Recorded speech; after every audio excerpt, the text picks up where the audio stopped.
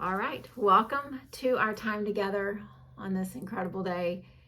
I would invite you to get comfortable, let your eyes gently close or cast them down toward the ground. And as you soften your gaze, just let everything else in your face and your head and your jaw begin to soften as well. And really bring yourself into this present moment. Just kind of let the moment hold you for just a second. There's nothing to do, there's nothing to tend to. Just be. Allow the breath just to come on its own and just be.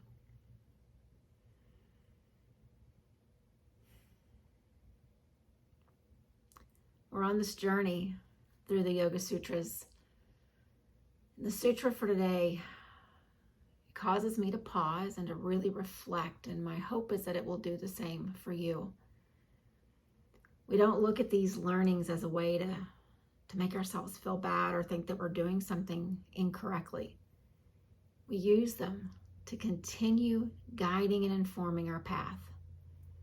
The same way that you had an alarm or reminder to guide you into this moment, let's use these teachings, both the one today and the ones to follow, as just guidance. We're not doing anything incorrectly. We are showing up, attempting to be in the present moment and finding our way back to the true essence of who we are. And so let's take a couple breaths together. So just a slow breath in and a slow breath out. Breathing in and breathing out. One more time, in. Let it go. Before I share the sutra for today, let's just each pause and notice what's going on in your mind. Again, not to judge it or evaluate it, but just, it's like you're stepping outside of it and you're just witnessing it. Just notice, what do you see? What are you aware of?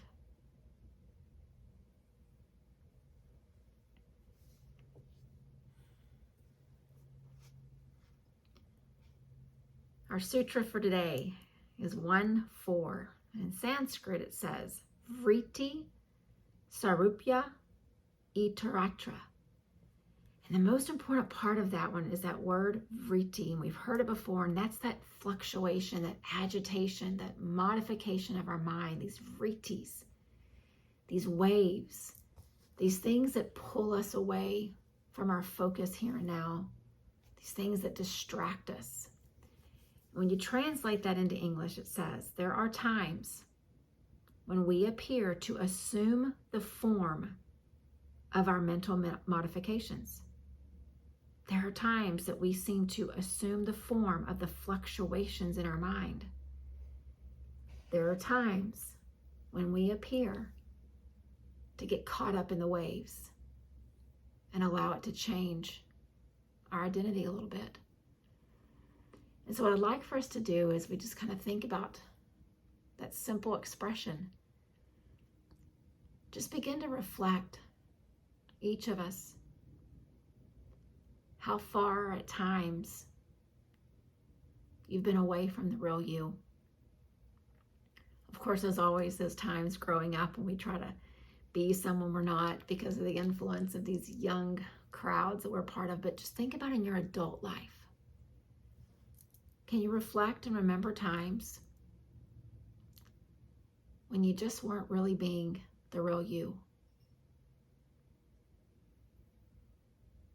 And it's really easy for us to assign blame to the group or the influences or the necessity of a professional group that we're a part of, or whatever it is that we can blame. But what this sutra teaches us is that these fluctuations in our mind, these stirrings, these waves, if we're not intentional, if we're not careful, we will follow those to the point that they actually begin to modify our identity. Just like we find ourselves in a group doing things that we would not normally do, agreeing with things that we would not normally agree with, or being silent about things that we would never be silent about. And again, this reflection is not for us to cast guilt on ourselves. It's to understand that those fluctuations are part of life. Those distractions are going to keep coming. Those situations where we have to choose how to act and how to be are going to keep confronting us. But what this is telling us is that as we become aware, we are far less prone to let those modifications actually modify us. That's why we meditate. We meditate to stay so closely connected to the essence of our being that when those situations present themselves, it seems almost illogical that we'd follow them, that we'd become something different. And while that teaching is really good in and of itself, there are many of us who are in a situation, in a time in our life, where we've kind of lost sight of our identity. We've lost sight of what defines who we are. And so I'd ask us each just to pause before we go on and just sit with yourself for just a few breaths. Try to find some comfort in being with you.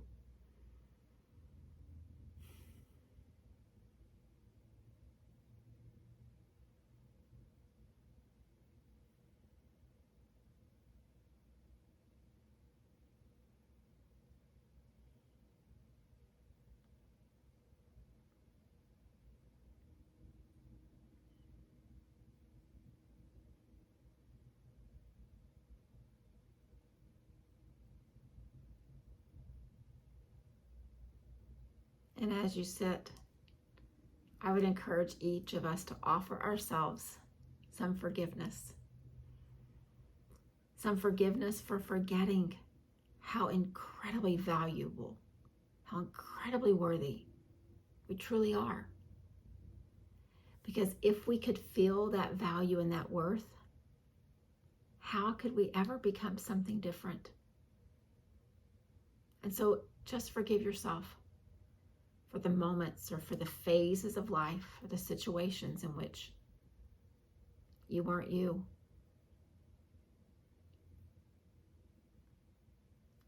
But then I believe the most precious gift of this meditation practice is the fact that those things are done because all we have is the here and the now. The things in the past are in the past. And so in this moment, let's work on connecting to us. It's not an ego kind of thing because it's the ego that takes us another way.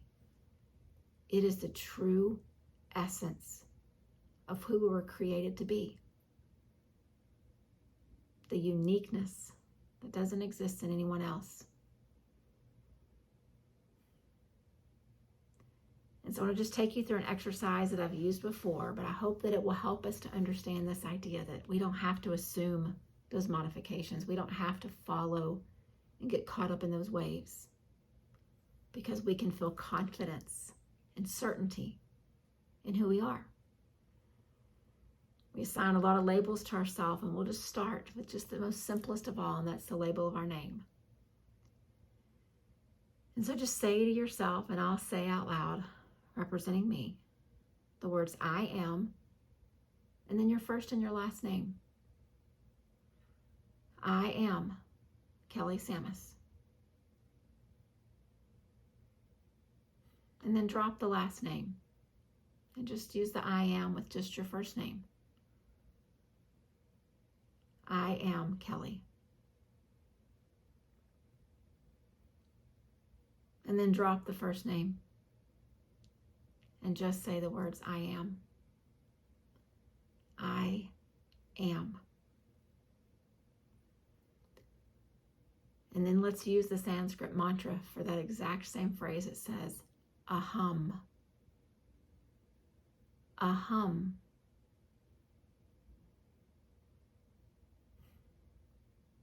And the reason I believe that that simple exercise can have such power is because sometimes when we use our name, there's so many associations.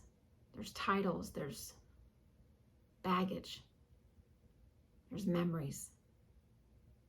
But when you drop all the extras and you just focus on I am, it becomes so much easier to find that pathway back to yourself. And so I'm going to use the Sanskrit mantra for just a few more times out loud. You're welcome to use it. You're welcome to let my word just hold space. Or you can use the English of I am, and then we're going to just sit with, I hope, a realization that I am is plenty. It's enough. It's who and what we're intended to be.